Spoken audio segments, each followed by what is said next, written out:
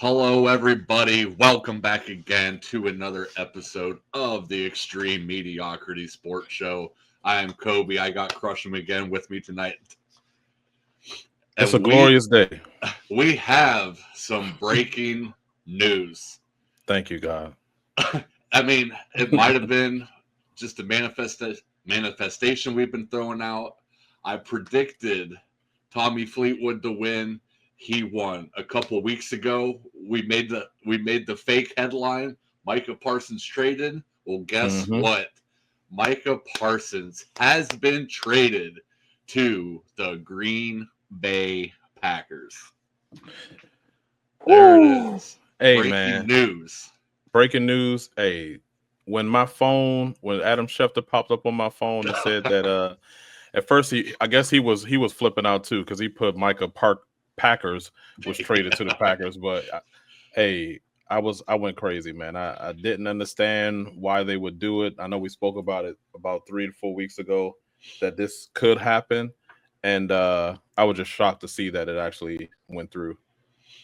Yeah, and really, we talked about it a little bit last episode. We talked about how teams were signing their star players and getting the extensions, trying to compete to win.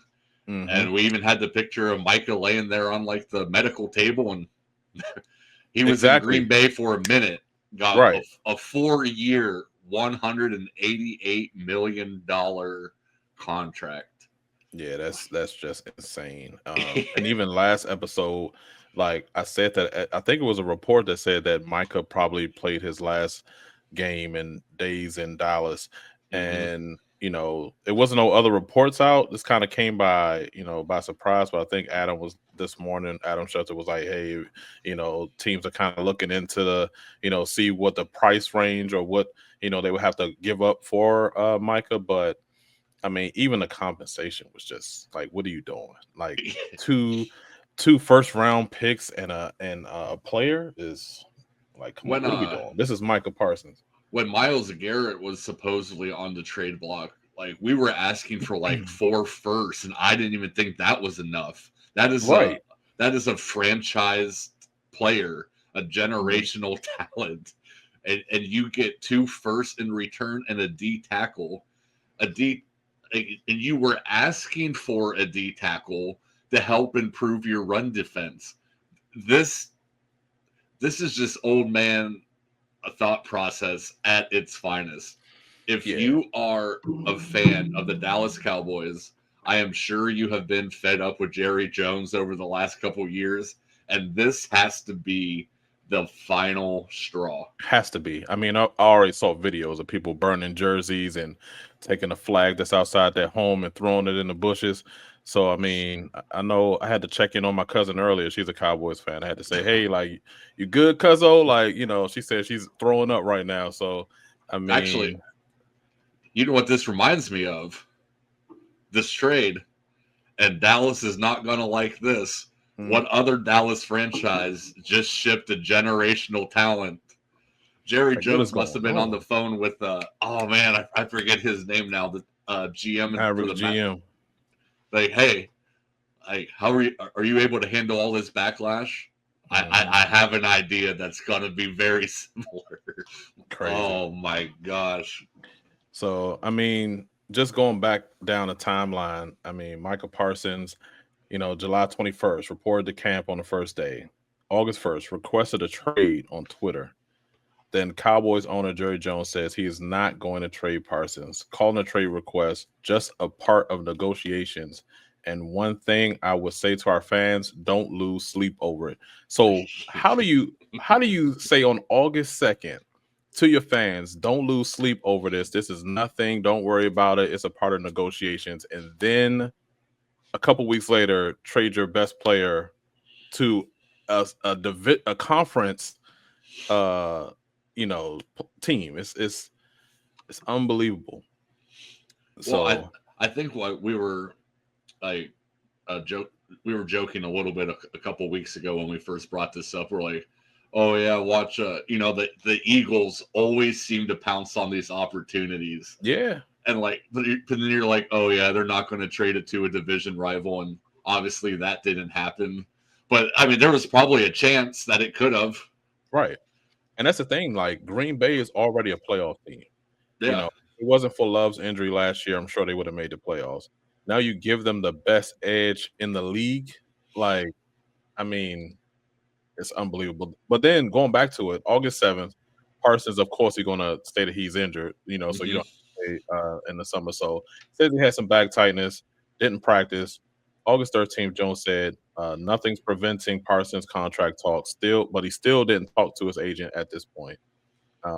Then August 21st, Jones says offer to Parsons was the richest for a non-QB when he was on Stephen A's podcast. And here we are today. He is traded to a conference rival, already playoff contending, now Super Bowl contending Green Bay Packers. This has to be one of the craziest, worst, god-awful trades that Jerry Jones has ever done. Like, I'm still shocked. There was an old tweet that resurfaced from CD Lamb, I think, at the beginning of the month, saying, "Man, just pay this guy what he wants. Like he's worth every dollar, and he is worth anything you were willing to offer." Yeah, and, I mean, that's not only do you lose your star player, but you probably just lost most of your locker room. You have a rookie head coach. Mm-hmm.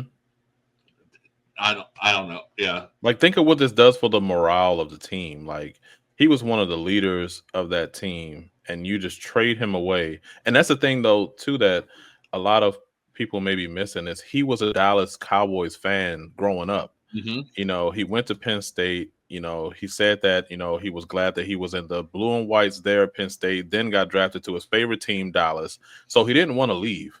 You know, he didn't want to get traded. He wanted to work something out. But, you know, Jerry Jones being so stubborn, he just didn't want to talk to his agent to get a deal done. He just wanted to kind of be, you know, like snake, you know, be sneaky and, you know, just, you know, lowball him pretty much. And it's like, just because maybe the deal that he offered Micah would have made him the highest paid, but you see what deal that could have been and what deal he got. You know, $47 million a year, you know. All right, let me play a little bit of devil's advocate here. I'm gonna hop into. I'm assuming the role of Jerry Jones. You're Jerry Jones. Yeah, I'm Jerry Jones right now.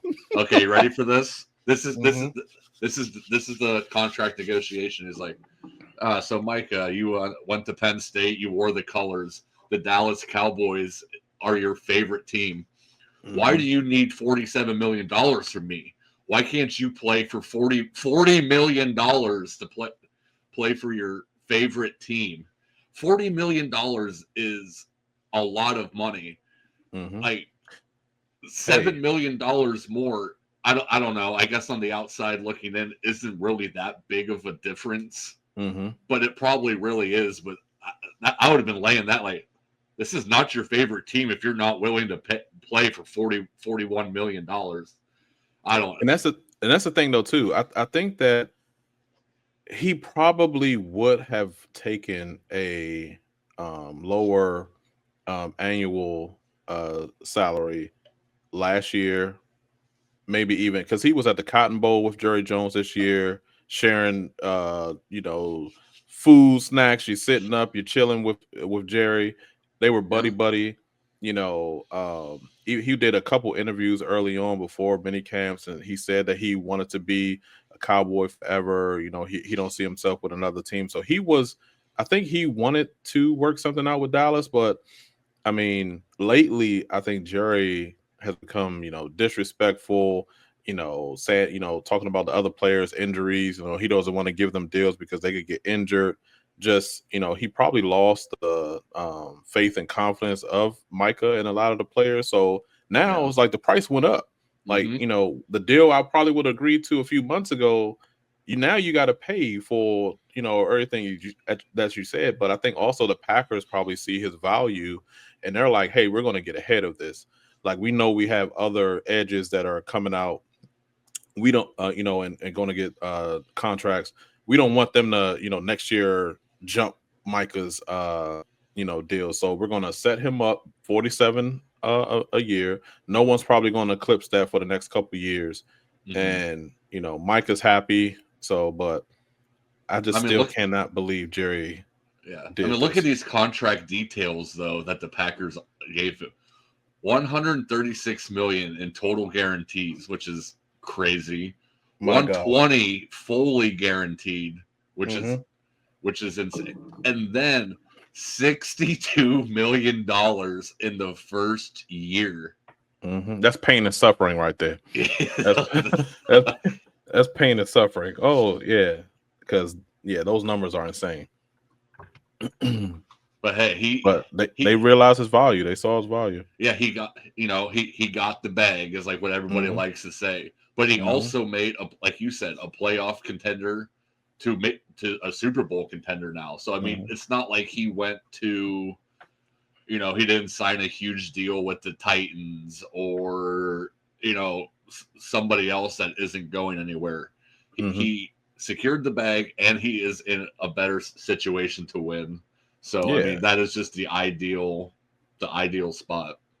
And just look at this massive jump from TJ Watt. It's like $6 million difference from the next edge is crazy. Yeah, because Miles signed right before TJ, and I was like, man, 40. That's a crazy number. And then they gave TJ just that one extra million, just to say like, hey.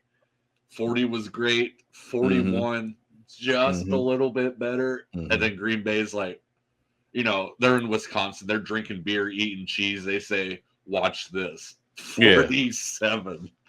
Yeah, that's whew. So, I mean, it's just Jerry could have traded Micah. Like, say, he wanted to do this dumb decision, he could have done this with any other team. Go throw him in the AFC. Don't put him on a team that's already good. But plus, even if the Cowboys ever become good and a playoff team, now you have to go through Green Bay to get to the Super Bowl. So, I mean, and Jerry, I think he said that he just wanted to make sure that he got a defensive tackle and 2 ones. Like, what is that? And then you get 1 first-round pick in the 2026 draft, and then another first-round pick in 2027. So really, your help is not even coming anytime soon. You got a D tackle that's he's good, but it's a D tackle, and then you get a first-round pick next year, and then 1 the following year. It's like you're not going to find another Micah in the draft. No. Yeah. I mean, the closest thing that to him recently has been Abdul Carter, who also came out of Penn State and joins that elite Giants line, and he hasn't even played yet. So you have no idea how he's going to pan out. Right. I mean, it'd be very hard to say he's going to be just as good as Micah, because he has just been. I think we have his stats since he's been here: a Pro Bowler every year, Defensive Rookie of the Year. 52.5 sacks in those 4 years, 3-time All-Pro. I mean, 9 forced fumbles, 4 fumble recoveries. Like, I mean, you don't find generational edges. This Micah probably won't come around again for a long time, especially for the Cowboys to have. We sometimes get good ends, but it's not. You're not promised that, and plus the pick that they're going to get next year is going to be bottom of the first. Green Bay is a playoff team. Yeah, you're going to be looking at maybe the 27th. Yeah, like why would you get a low first round draft pick? Probably both of those years will be, because Green Bay is going to be good for the near and to the future. So you're not going to get any value from that first round pick. I mean, maybe if Dallas is one of the worst teams, then you get one, but definitely not good compensation for Micah. Yeah, that's unbelievable. Was definitely not expecting to see that headline today. I had just got to my mom's house, and I saw you text me, and I was like, "What's this?" Like, Micah to the Packers. I was like, are you kidding me? Like, we literally just talked about it. Yeah, man. I was driving. All of a sudden, that notification came up, man. Almost swerved off the road, man. Started texting, started calling. I thought I was dreaming. I couldn't even believe it because I'm like, but I think all of the NFC East fan bases, Giants, Eagles, Commanders, I know we all, rejoiced and celebrated today because, we know that at least he's out of there. Yeah, he's out of there. Probably only have to face him maybe once a year or maybe also in the playoffs. But and we got to see him week 2. We got to see him week 2 in Green Bay. So it's going to be a tough game for us, but hopefully Micah's still trying to, get acclimated. And I think when we did our predictions for how the Commanders and Browns are going to do in this during the season, we picked their records. I think you actually said the Cowboys were going to win one of those games, and I did. And I don't think that's not even a possibility right now. I did. The first matchup in Dallas, I gave it to him. I thought, because again, my reasoning was because in both of the games last year, Micah gave Jaden trouble. In the first game, I think Micah had maybe 2 sacks. I know he had 1 for sure. And, Jaden didn't look comfortable. And then in the second game, we had to take Jaden out in the last game of the season because, he didn't look good. He was, looking, disheveled. Micah was all over him. And then we took him out at halftime just because we knew, we needed him for the playoffs. But, not having him in the division anymore, that's a sigh of relief. Yeah, that's a sigh of relief. So, and their defense now is like Swiss cheese. It's Dallas defense now. Travion, he's a shell of himself. But a lot of those defensive backs were good because of the relentless quarterback pressure that was coming from Micah. Exactly. So, he was a single man wrecking crew, a game changer, and gone. Yeah, for crumbs. And that's a good point because now you don't have really a pass rush. So now your secondary is going to struggle now also because you don't even have the threat of a Micah. So QBs aren't even going to, flinch when you rush them. So, yeah, definitely. That's one of the worst trades I could think of. Yeah, good news for everybody else in the division. Terrible news for Dallas fans going through it again, like we mentioned earlier with Luka. It's hard to find generational talent like that, and if you are a team that's fortunate enough to either draft your way into it or sign some, you have to lock them up. Right, and and it's also terrible news for the Chicago Bears because that. You got to go through the Lions. You got to go through the Bears, Packers now. You look at the quarterbacks in that division. Probably already had Green Bay on the radar a little bit. Two games a year. Now you got J.J. McCarthy in Minnesota, who's technically still a rookie. Going to have to deal with that twice. Caleb Williams, who had a decent rookie year, didn't really has show. A lot to prove this year. Yeah, now he's got to deal with that twice. And Jared Goff's a vet. He's still gonna have to deal with it. So that division was probably it's tough. Definitely it was already one of the toughest divisions, but definitely now. But yeah, but hey, hopefully Jerry. I hope Jerry lives till he's 125. Man, I hope nothing happens to him, man. I hope he stays the owner. Luckily, it's going to stay in the hands of the family, of his kids. So that's what I was just going to say. He said that decision came from everybody at top of the organization. So the family decision. So the other Jones, they might be picking up right where he left off when he retires. So yeah, hopefully they learning a lot from him. Yeah, but that was a crazy trade. So I think that probably does it all for Micah Parsons. We did have another exciting announcement today. Let me pull it up here. The NFL has released their rivalry jerseys. Goodness. I mean, a lot stands out from this. I mean, the first thing that catches your eye is the Bills. I mean, that the Frozone Blizzard, all white with the metallic logo.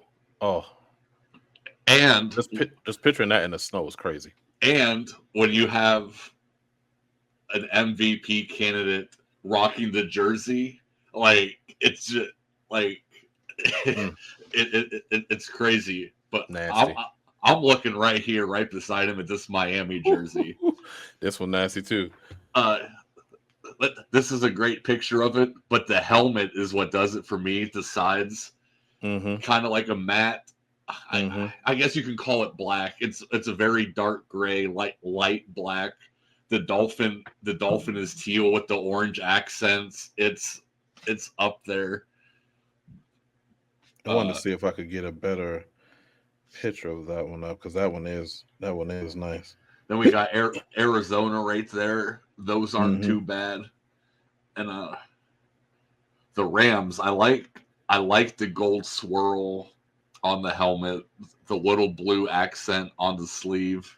These are like I mean you just keep going down the line. Sand splat. Yeah, you got the sand like splatter on the Cardinals, all white jersey. The Rams, they look like a deep, like midnight blue, but they still got the pop of the light blue on the sleeve. Patriots, okay. I do like those helmet. I like the white helmet, especially with that blue visor. I like that a lot. Okay, yeah. That one is cool, but I like the Jets too. I mean, it doesn't scream Jets, but yeah, with the black and a dark gray, so it's clean. I really love this 49ers one. I got the 49ers helmets. Like one of the other previews they had, it was a close up of that helmet, the SF on the side, the gold face mask, and it had a red visor on it. Oh my gosh! And then the Seahawks, who are kind of like the Oregon Ducks of the NFL, with their crazy jersey colors and everything. This is kind of a letdown for them. It is. I would expect more from them, because we're used to them already doing crazy colors, and this kind of looks similar to the gray that they already have. I think this one, the Jets and the Patriots are like bottom out of all these, but that top row and the 49ers, clean. Clean. We were talking about a little bit before. Like I love when teams do these. Like they started doing them in the NBA with the City Editions. All the Cavs jerseys, dog shit. They're awful. Hate them. Like, hey man. And I know, like anytime the Browns do anything, it's always a letdown. So I don't even want to see theirs. Like if they eventually get one, like with the Commanders colors though, there's some potential there. It is. When you can work some gold, into your jerseys, that's always. Did the Browns ever have a black jersey? No. I feel like a black Browns jersey could be crazy too, with like brown and orange accent. We kind of started doing like an orange with like brown and white stripes kind of thing. It was all right. I don't get too excited about it. I don't even. You got your mud editions, or you got the all Browns coming out this year. So yeah, that's pretty fitting for them though. But yeah, I mean, if the NFL plans on doing this with all the other teams, I'm excited. I'm excited to see what they come up with, because for this being the first date you put out, you're setting the bar pretty high for the other 26 or however many there is. But yeah. This was a good start. And I think they said they're only wearing them like one time, which is as long as the Bills wear this late in the year. Don't wait till it's snowing outside. They announced it. I don't know when it. I don't know when it is, but it's a game against the Patriots. Oh, okay. Let me see if I can find it really quick, because you don't play this in September or October. Like, no, this deserves you better. You need one of those weekend games where all the volunteers are in the stadium Saturday shoveling out the 25 feet of snow that's in the bleachers. You need to give all the volunteers one of these jerseys, and then you got Josh Allen running out on the field, his breath like coming out from the helmet. October 5th. Oh, okay. They kind of ruined it for me. I mean, might be a little chill in the air, but they could have picked a better game for those. Yeah, that's a missed opportunity there. Yeah, for sure. Yeah, but hey, man, I got to celebrate some more, man. This is a big day for us, man. Micah's out of the division. Yeah, I'm still shocked by that one. Yeah, and it seems like everything that we've been talking about has eventually happened. I don't know if we're just sports gurus. We're getting lucky. Mm-hmm. But when news is going to keep coming out, we're going to keep giving predictions, and hopefully we can keep on this little heater. Yeah, I think everything kind of aligned for that prediction to go right. I mean, we had Micah, who was unhappy. Then we had Jerry, who is not good at making those type of decisions. So that one kind of aligned that he would make this this awful trade decision. But yeah, hey, maybe that dementia's setting in. Who knows, man? Something's going on there. That the rest of the league is rejoicing. Yep. So, but yeah, I think that is gonna do it for us today. Yeah. Please make sure check out the other socials, the YouTube, the Instagram, the TikTok, the now on Twitch. With TikTok, we are going to be able to start doing live videos from there starting tomorrow, actually, Friday the 29th. So we will probably be doing some watch-alongs there. The Guardians are kind of out of playoff contention now, but they've won a couple games. So I'm going to be on there watching. And once football season kicks off, we're gonna be hitting this stuff hard. Yeah, we're definitely getting busy starting next week, because we have Dallas and Eagles coming up. So we're gonna preview that game. We have our picks coming out before Sunday. Maybe I'm gonna try to do Friday or Saturday to drop that. But yeah, let us know what you wanna hear from us. All right. We will see you guys later. Thanks again. All right. Thanks, Jerry. Yeah. Appreciate it, Jerry. Thanks. Peace.